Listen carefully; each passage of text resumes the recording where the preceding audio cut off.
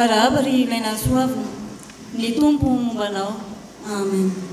Izany tenin'ny anjely tamin'ny Maria izany no entina iara-panatsy mpianakaviana nahatratra indray izao krismasy izao alarobia 15 volana desambra taona 2024 izay andinihetsika hatrany no lohahevitra hoe manesy tena ny mpino.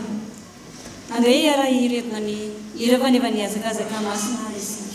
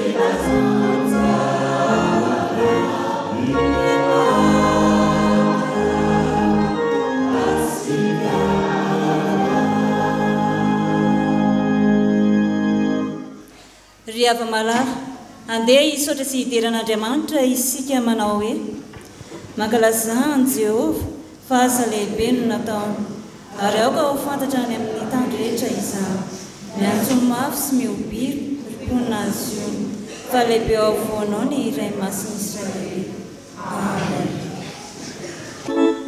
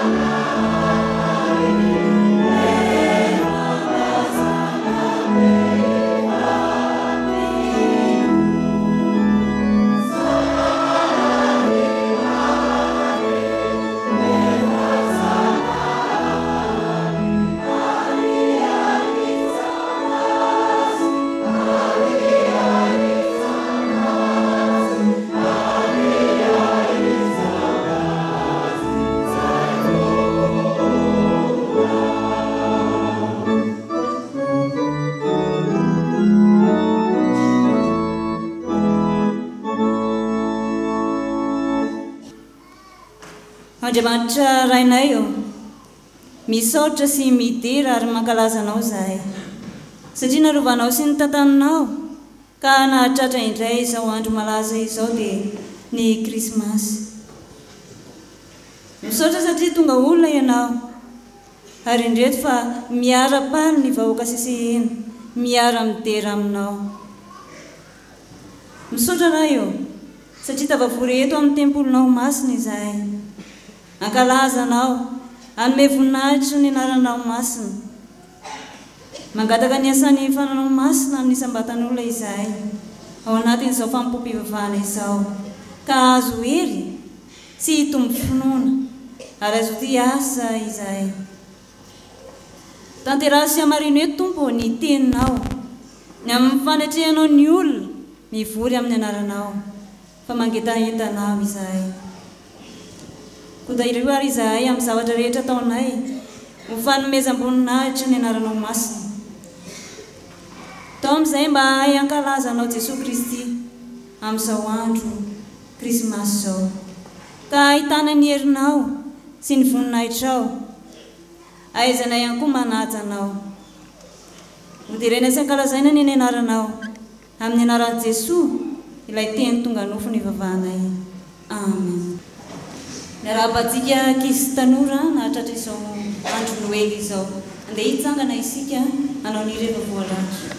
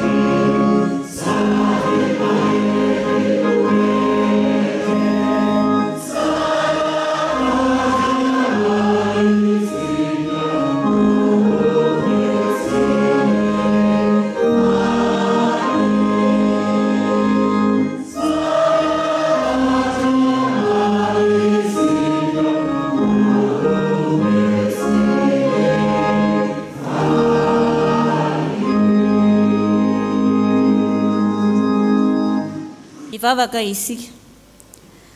Misaotra Jesosy fa nomenao fotoana indray izahay henona ny hafatra avy amin'ny teninao. Ankehitriny dia arotsay aminay ny fananao masina, mba hahaizanay mandray izay hafatra tsy nahambary eto anio. Misaotra Jesosy. Amen.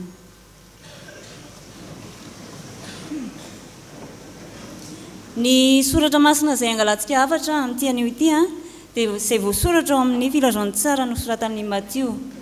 Matteo toko voalohany ny andininy fa 1:20. Matteo toko voalohany andininy fa 1:20. Amin'ny anaran'i Jesosy ka hiteraka zazalahy izy, ary ny anarany atao hoe Jesosy, fa izy no hamonjy ny olona ho afaka amin'ny fahotana. Amen. Zava-dehibe eo amin'ny ray aman-dreny tokoa raha izy ny fanomezana anarana ny zaza voateraka. Sika izao dia samy manana ny anarantsika tsirairay avy. Mety misy mitovy fa mety misy ihany koa ny tsy mitovy. Fa io anarana io ihany koa dia misy heviny avokoa. Misy heviny avokoa izany ny anarana rehetra. Ohatra izao hoe mandresy. Raha mandresy ny anaran'ilay zazakely dia tia ny ray aman-dreny andresy foana izy mandritry ny androm-piainana izany ilay zaza. Raha ohatra koa izao ataony hoe farany anaran'ilay zazakely dia mety hoe tsy hiteraka intsony izy fa ino ny zanany farany. Dia tsika ihany koa mba ntaneo any dada sy neny tonga any an-trano hoe inona ny dikan'ilay anarako. zay fa zao ao amin'ny baiboly koa dia betsaka ao zao misy hoe Abrahama natao hoe Abrahama dia rainy maro ny atao hoe Sara dia zanak'Andriana fa eto amin'ny soratra masina eto no menantsika dia hoe Jesoa natao hoe Jesoa dia Jehova no mpamonjy natao hoe Jesoa ny anaran'ilay zazakely satria tian'Andriamanitra ho vonjena izao tontolo izao tsy tian'izy ho very na nyray ary ka izany nahatonga an'Andriamanitra nameny zanan'ilay tokana ho mpamonjy izao tontolo izao hamonjy antsika ny nahatongavany anisan'izany ny ankizy sy ny tanora ko ankehitriny ary dia mifalia fa tonga ho antsika Jesoa Kristy hamonjy antsika hanavitra antsika dia ho an'Andriamanitra irery ihany ny voninahitra amen andeha hivavaka isika misaotra Jesoa fa tonga ho anay tokoa ianao tonga hamonjy anay ankizy tanora manjaka ao amponay fa foanay ho anao ny fonay tsirairay avy misaotra Jesoa amen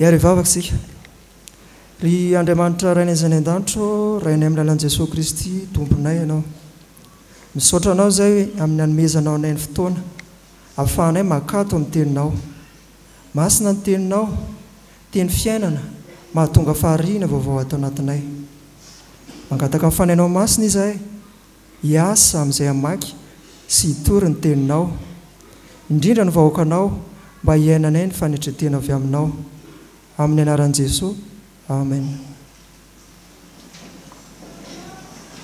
hiaraka maky sy hiain'ny soratra masina isika ao amin'ny fanekena taloha bokon'ny Mika toko 5 andininy voalohany ka hatramin'ny 5 rehefa hita dia hovakiana amin'ny anaran'ny Tompo fa ianao ry Betlehema Efrata izay kely tsy tokony ho isany arivon'ny Joda akory dia avy aminao ny voahany izay anankiray ho mpanapaka ho ahy ao amin'ny Israely hatry ny fahagolany ho efa nivoahany dia hatr'izay koa dia atolony ireny ambara-piavin'ny fotoana hiterahany izay anankiray hiteraka ary izay sisa amin'ny rahalainy dia verina mba amin'ny zanak'Israely ary hitsangana izy hiandro ny ondrony amin'ny herin'i Jehova sy amin'ny voninahitry ny anaran'i Jehova Andriamanina ka andro fahizay ireny fa izao dia lehibe hatrany amin'ny faran'ny tany izy ary izy ny fiadanana raha tonga eto amin'ny tanyntsika ny Asiriana ka miditra ao amin'ny tranobentsika dia hanangana mpiandro-ondry 7 sy mpanapaka 8 hisakana azy isika ary andaniny tanin'ny Asiriana amin'ny sabatra sy ny tanin'ny Nimroda ao an-tanany ireo ary izy hamonjy ny Asiriana raha tonga amin'ny tanyntsika sady manitsaka ato amin'ny faritantsika ireny.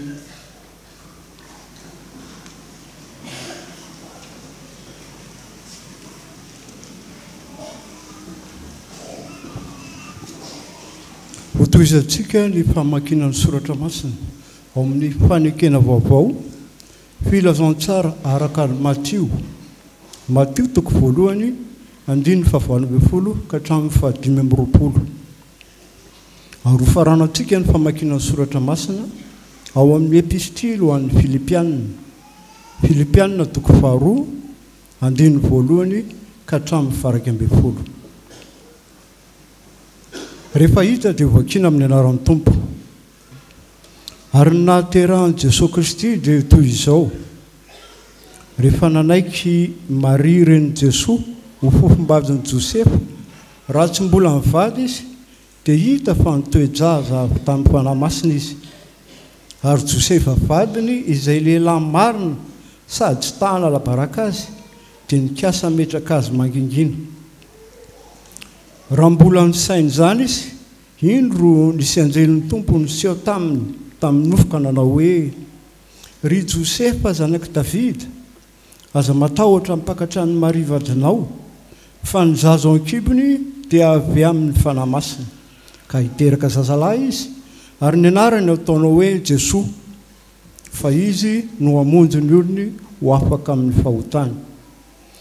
Ary izany rehetra izany dia tonga mba hantanteraka izay nampilazain'ny Tompo ny mpaminany hoe: indro ny Virjina hitoejaza ka hiteraka zazalahy, ary ny anarany ataon'ny olona hoe Immanuela, izany hoe rahadika amintsika Andriamanitra. Ary Josefa rehefa nanatsiaro tamin'ny torimasony, dia nanao arak'izay nandidininy anjelin'ny Tompo azy ka nampiakatra ny vadiny. Ary tsy nahalala azy izy mandra-piterany zazalahy, ary ny anarany nataony hoe Jesosy.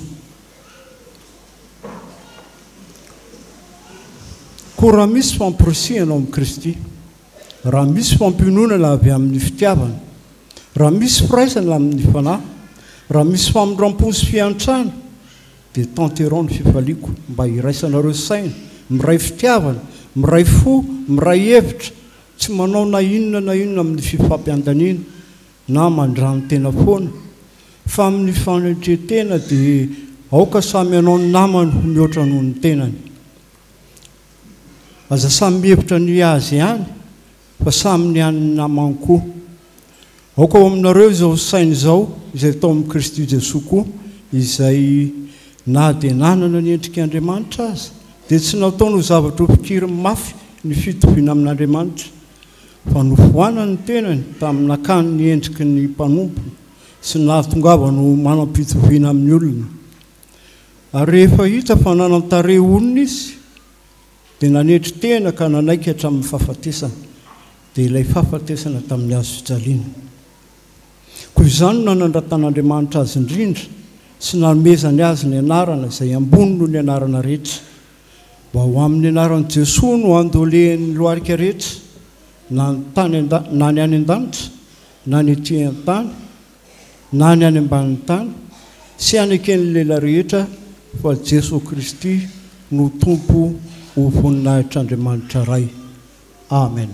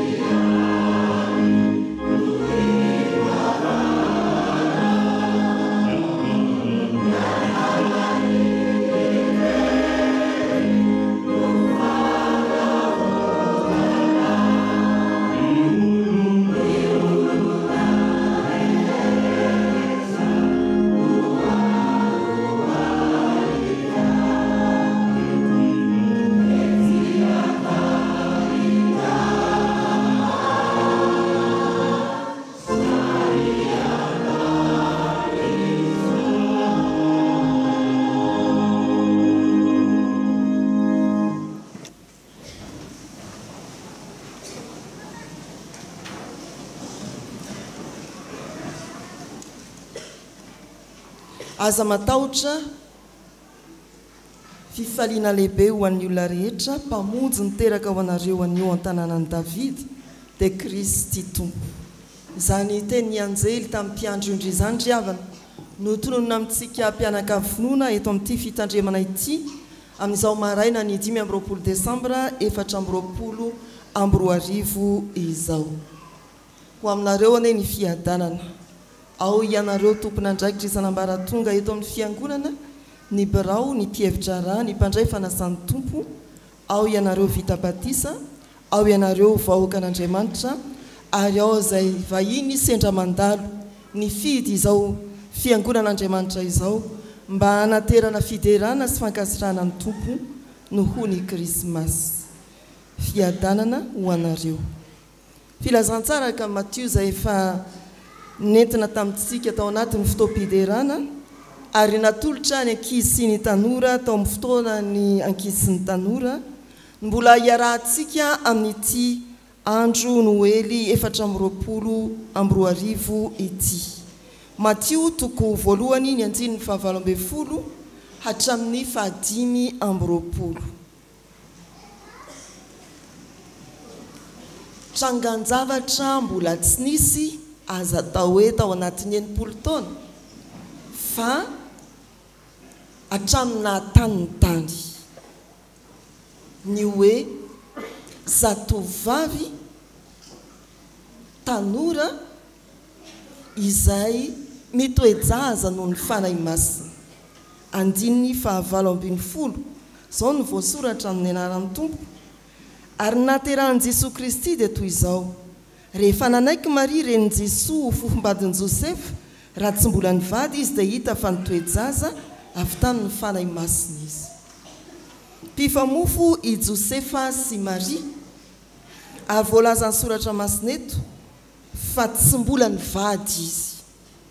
Ny mpifamofo tamin'ny fiarahamonina jiosy dia mizotra ho amin'ny fanambadiana, ary ny firaisan-trano mbola tsy atao, ny firaisam-pandriana mbola tsy atao, fa ny fifandraisana dia efa toy ny fifandraisan'ny mpivady.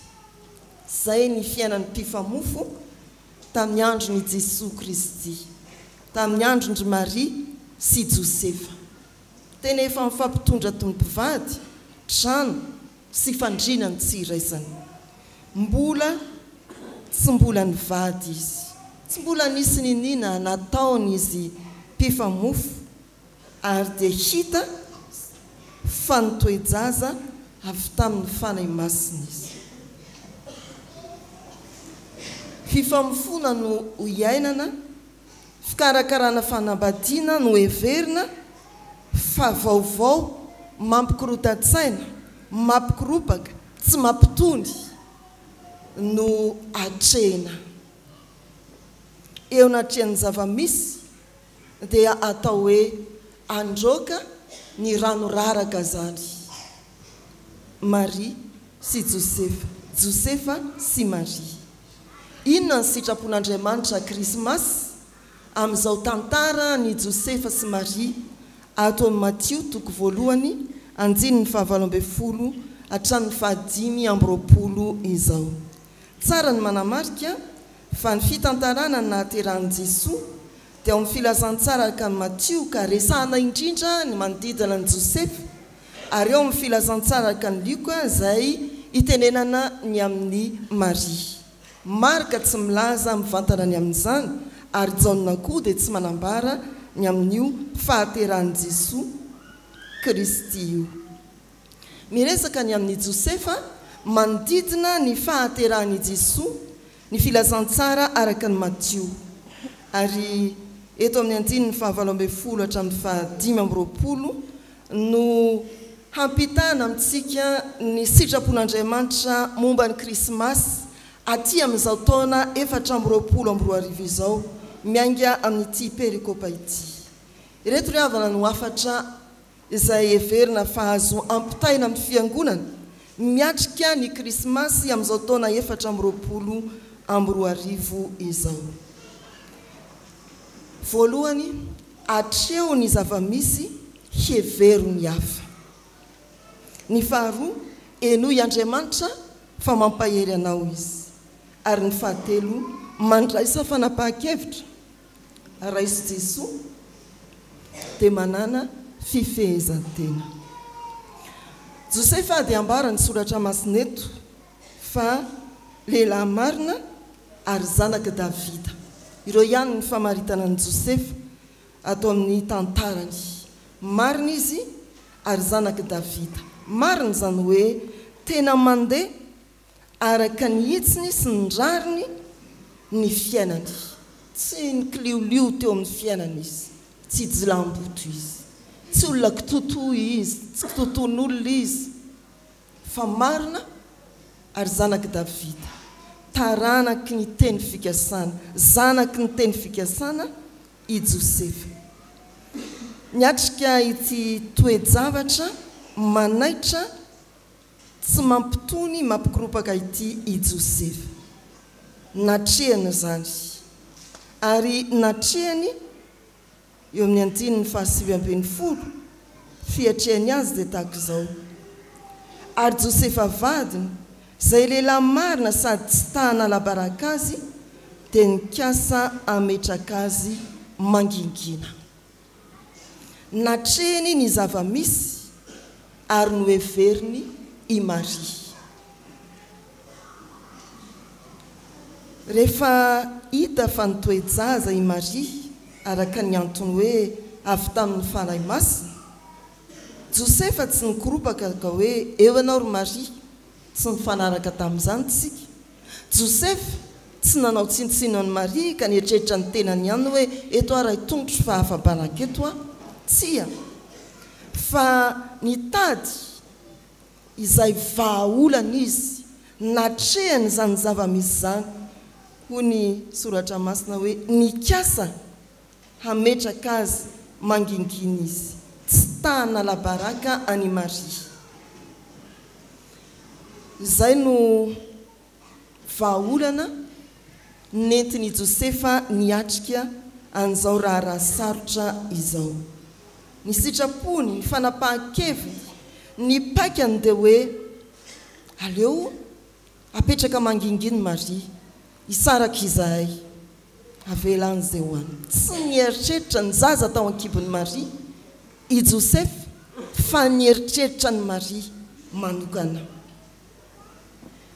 Ndeha anao raharaham-pihavanana, ndeha andovola ka apetraka mangingina any ity raha sarotra ity.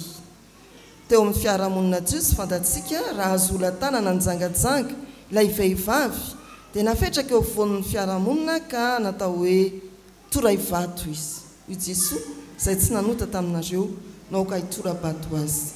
Ho amin'izany koa ny lalana tsy maintsy izoran'ny Maria, izay nitondra voka mialoha ny fanambadiana. Nijangajanga izy zany. Tsisy adihevitra zany eo anoloan'ny soratra masina riavana, tsisy fanazavana.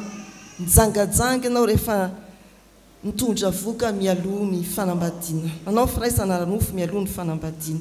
Tsy mahalala ninina momba n'io tantara io ny fiarahamonina. Izay ny lalana tsy maintsy hiatra aroso amin'ny fitsarana i Maria ho toraham-bato. Fa misy lalana anankiray izay manafaka ny olona amin'izany dia ny fandoavam-bola. Josefa dia nisafidy hoe iroso amin'ny lalana faharoa ka hiantoka ny fandoavam-bola mba tsy hanala-baraka any Maria imasom-bahoaka. Tsy nieritreritra ny tenany ihany i Josefa, fa nihevitra koa ny amin'ny Maria. Zany dia mbola fitiavana. Tsy nanary ankitsirano, fa mbola nihevitra hoe ahoana ny ahafahana mamonjy any Maria, tsy ho afa-baraka eo amin'ny tany amamonina. Izany no afatra Krismasy ry havana. Atreo ny zava-misy, hevero ny hafa. Betsaka ny trangan-javatra izay misy eo amin'ny fiainantsika, eo amin'ny fiainam-pianakaviana sy ny ankonana, eo amin'ny fiainan'ny fiarahamonina, firenena koa. Izay tsy mieritreretsika velively fa eo anatrehany zavatra efa vita isika. Ary mety manakatsakana ny fikasantsika ireny.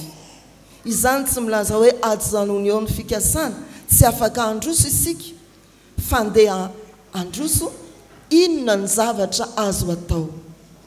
hevero ny tenanao fa azadonena koa ny hafa indreo ny zava-misy marobe manodidina ny fiainako sy ny fiainanao manodidina ny fiainan'ny ankonako sy ny ankonantsika manodidina ny fiainan'ny fiarahamonina ny firenena sy izao tontolo izao tia raviravin-tanana aoka anao tahaka ny Josefa zany ny afatra krismasy lehilahy marina taranaky ny teny fikasana isika olona marina taranaky ny teny fikasana isika miatrika ny zava-misy ary tsy mieritreritra ny tenantsika ihany ndeha hanavitra ny tena koa fa eo ianareo fa mieritreritra ny hafa koa izay ny afatra ny Filipiana izay nivakiana tamintsika teo ry havana tsy mieritreritra ny tena ihany fa mihevitra ny hafa koa tsy mieritreritra ny asoa ny tena ihany fa mieritreritra ny asoa ny hafa koa hevero ny zava-misy hatreo ary azadonona ny hafa miatrika zavatra tena sarotra isika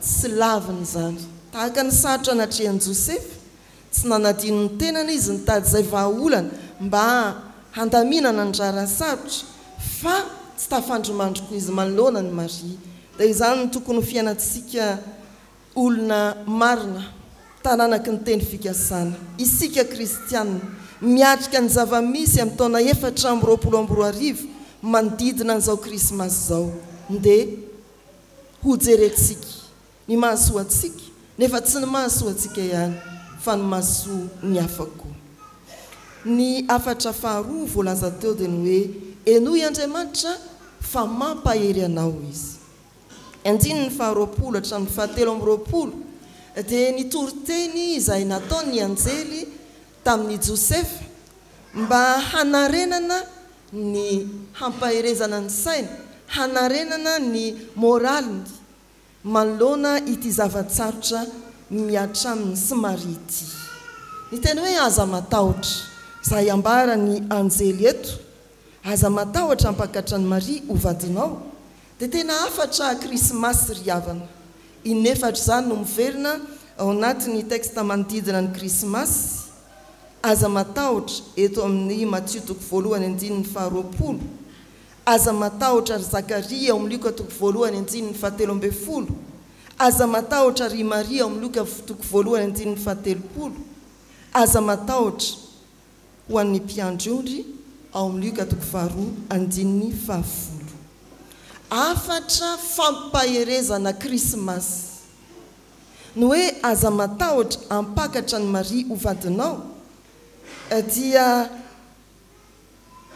fampaherezana fa tsy fanerena mampahery Andriamanitra amin'ny alalan'ny afatry ny anjely fa tsy manery mampahery aza matahotra ampakary re izy tsy maninona fa inona koa ny fampaherezana mety tsy ho takatritsika ao anatin'izao afatry ny anjely izao azay Maria fotsiny jerena fa izao tontolo izao Jisoa no anarany izy no amonjy an'izao tontolo izao zay ilay afatra ato amin'ity toko voalohany 9:20 hatramin'ny 7:20 ity ry Josefa zanaky Davida aza matahotra hampakatra ny Maria vadinao fa njaza ao akibony dia avy amin'ny fanahy masina ka hiteraka zazalahy izy ary ny anarany atao hoe Jisoa fa izy no amonjy ny olony ho afaka amin'ny fahotany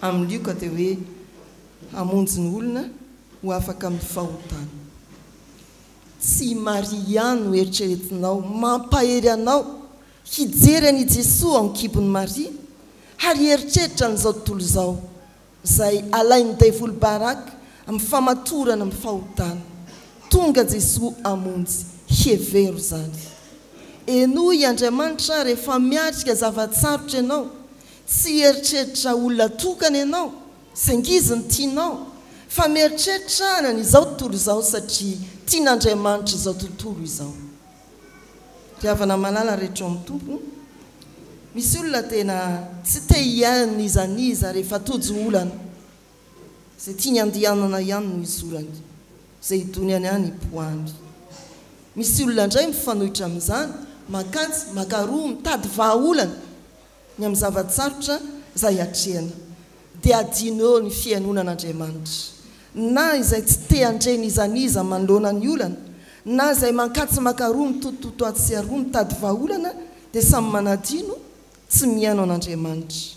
Eo amin'ny tantarany Josefa miatrika ny olana mavesatra ara-petsepo ara-piaramonina dia niaino ny anjely izy. Tsy izay feon'ny fieritreretany no nataony manandanja fa ny hevitr'Andriamanitra. Tsy ny feon'ny fieritreretany Josefa no nomeny lanja fa ny hevitr'Andriamanitra.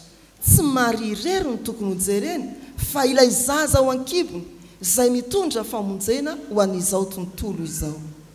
Ry havana, mba tsy ho tery ny saintsika amin'izao krismasy izao fa noho ny tenin'Andriamanitra mampahery mampitodika amin'ny olona rehetra.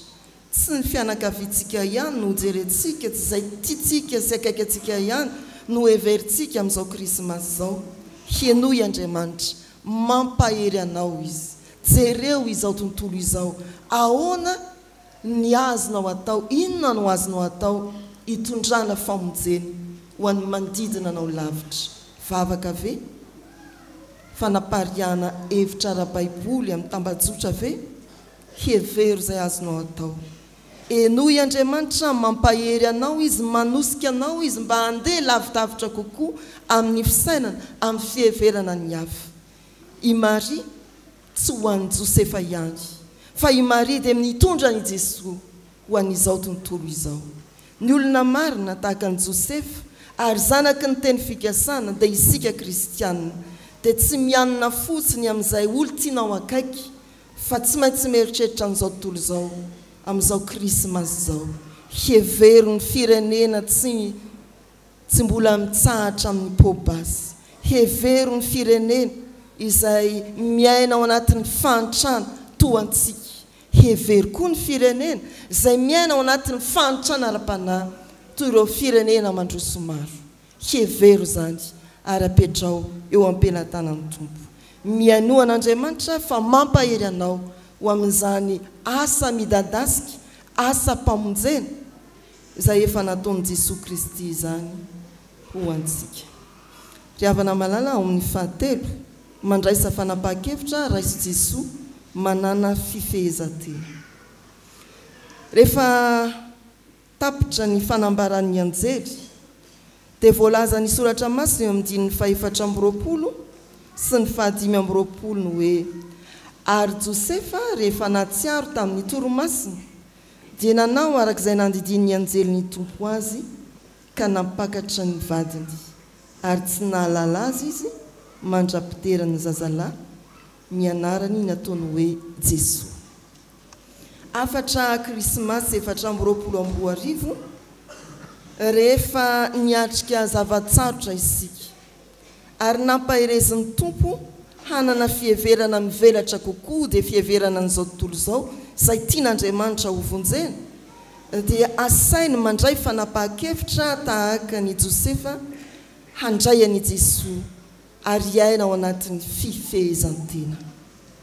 Tsy nahalala azy izy mandrapitera ny zazalahy ary ny anarany nataony hoe Jesosy.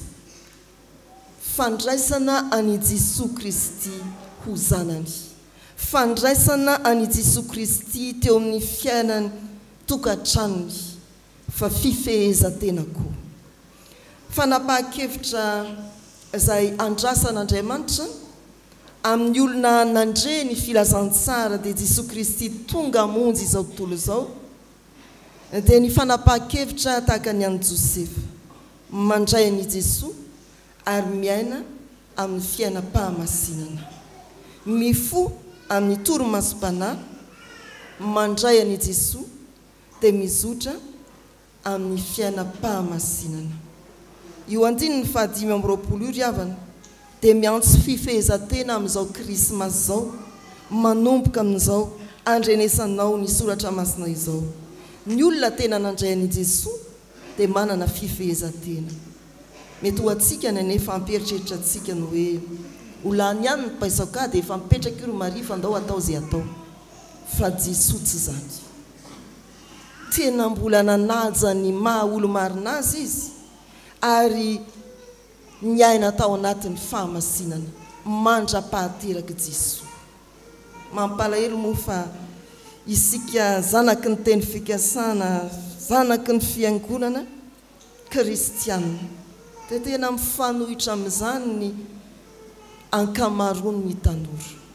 Tsy mariazy vita, tsy vodiondrina tao, tsy soratra tanterana, dia efa mitondra izay entina ny zatovovavy.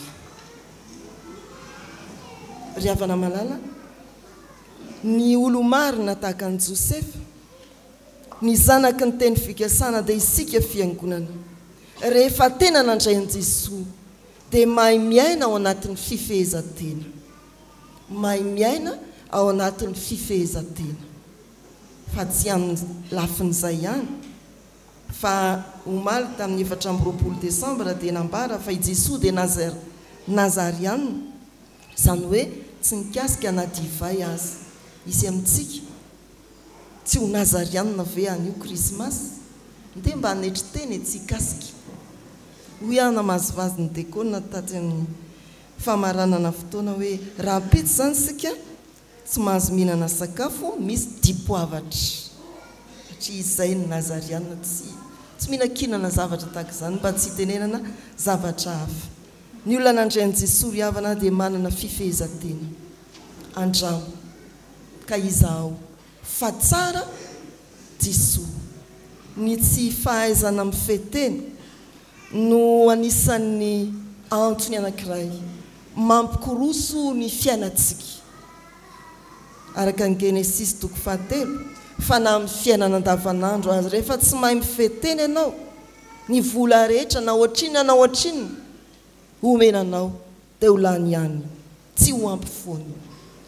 Jesosy raisina ho ampo mitondra antsika ao amin'ny fifehezan-tena sy ho amin'ny fahamasinana.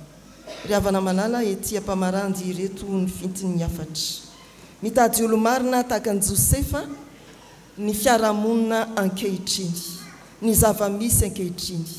Hatreo ny zava-misy aoka isika hihevitra ny hafa. Enoy Andriamanitra fa ampahery anao izy ary mandraisa fanapahan-kevitra handray an'i Jesosy hiaina amin'ny fahamasinana. Ho an'Andriamanitra ny voninahitra. Amen.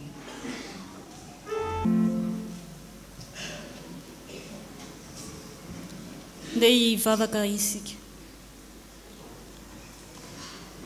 Falo ny fonay Andriamanitra satria afaka nandre ny hafatra avy tamin'ny teninao izay androany.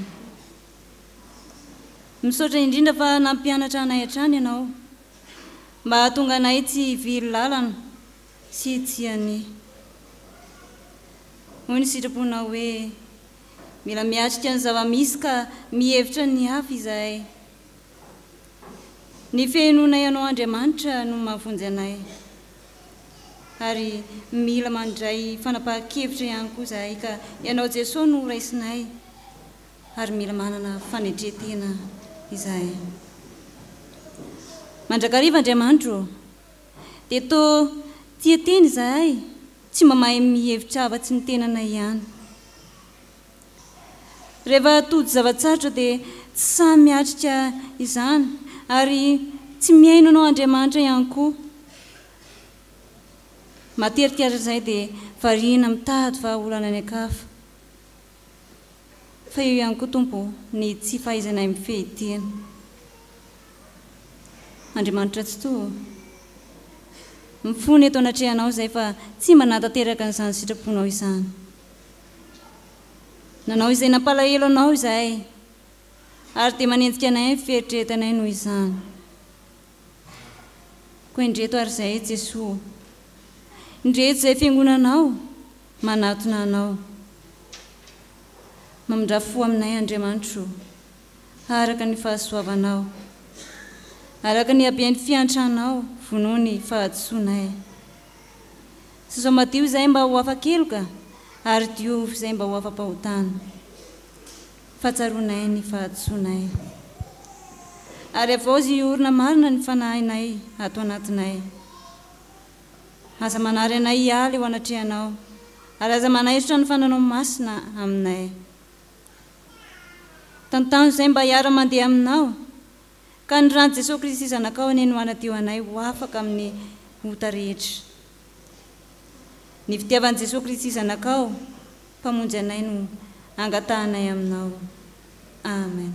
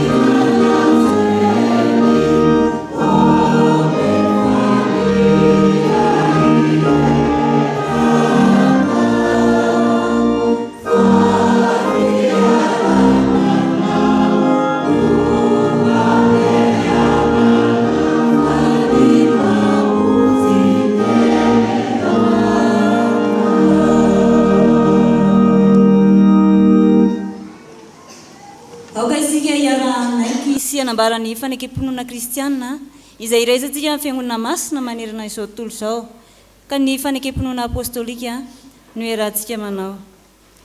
Mino an'Andriamanitra ray tsy tompanao ny lanitra sy ny tany aho ary mino an' Jesosy Kristy zanan'ilay tokana tombontsika izay nitorotoroana tamin'ny fanahy masina nateraka ny Maria Virjiny nijara no napaka Ponto Pilato nombona tamin'ny hazo fijaliana maty ka nalevina nidina tany amin'ny fiainatsika nitsangana tamin'ny maty tamin'ny andro fahatelo niakatra ho any an-danitra mipetraka ankavanan'Andriamanitra ray tsy toa avy any ny haviany ny tsara ny velo sy ny maty.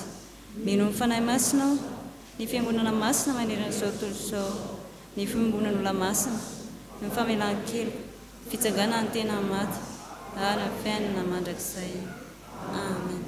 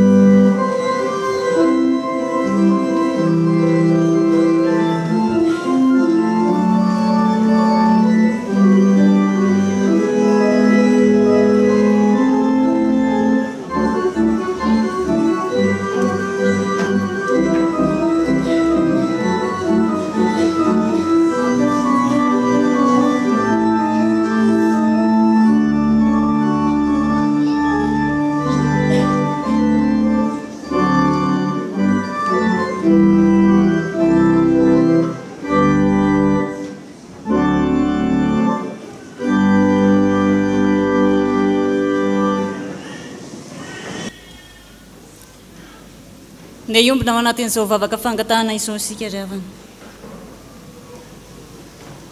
Andriamanitra rainay io, rainay ianao amin'ny lalan'i Jesosy Kristy mpamonjy anay. Io ianao Jesosy hoe mangatahdy eo mena ianareo, mitadiava dia hita ianareo, dondony dia ho voaina ianareo. Izany indrindra no antony hanaovanay izao vavaka fangatahana izao. Apetraka eo an-tananao ny fiainanay tsirairay avy, mba hanjakanao sy hidiranao ao am-ponay. Ho feno ny fananao masina izay ka ho masina ihany koa. Amin'izao noely izao Jesosy, dia maro ireo mifaly sy mikorana, nefa tsy vitsy ihany koa ireo mijaly sy mahonena. Jereo amin'ny indrafonao izy ireny ry Tompo, ary ampy mizara ho any rehetra ny fahasoavanao. Fa amin'izao noely izao ihany koa ry Tompo dia apetraka eo aminao ny fiainan'ny fiangonana, mba ho kristianina ay faly miaraka aminao, ho kristianina ay ankalaza anao. Tononay eto koa Tompo ny amin'ireo marary, naiza naiza misy azy ireny. Ianao ny no hanasitrana azy ireny satria ny dokotera dia olona no fidinao manokana ihany mba hikarakara sy hitsabo. Ho tahinao ane ireny mpitsabo ireny ka tsy hikely aina amin'ny fikarakarana ireo marary.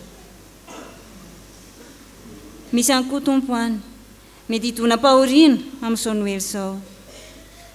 Ianao no balisamy manasitrana ny fo maratra, ianao no ampahery ny ankohonana. Tonga ho an'izao tontolo izao ianao Jesosy, ary tonga mba hamonjy ko ankinina eo am-pelatananao ny firenena malalanay ity. Vonjeo izay ary omeo fifaliana ny tsirairay avy amin'izao andro noely izao, ka ho tsampanay tsirairay fa mizara fifaliana tokoa ianao. Tsy ho amin'ny fihinana ihany no anaovana fety, fa ny fandraisana anao Jesosy ao am-po ihany koa sy ny famonjena nataonao anay no tena fety lehibe ho anay. Amin'ny anaranao Jesosy Kristy no anaovanay ny vavaka. Ilay efa nampianatra anay ny vavaka manao hoe: Rainay sy ny an-danitra, mamasinina ny anaranao, ho tonga ny fanjakanao, atao any ny sitraponao ety an-tany tahaka ny an-danitra. Omeo anay noho ny anasaza ho anay, ary mamela ny olokay tahaka ny namelanay sy meloka taminay. Raha izay mitondra anay amin'ny fakapanahy, fa manafahanay amin'ny ratsy, anao ny fanjakana sy ny hery ary vonahitra mandrakizay. Amen. Amen.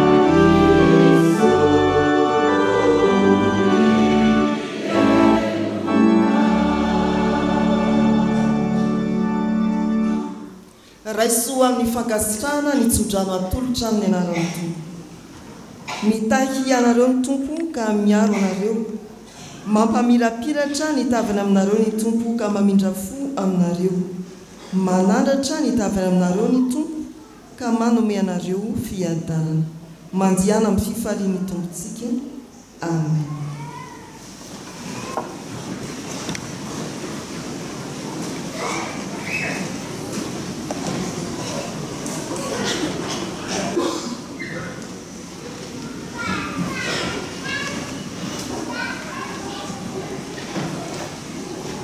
ho an'Andriamanitra irerianany ny voninahitra amin'ny anaran'ny Ray sy ny Zanaka amin'ny fanahy masina.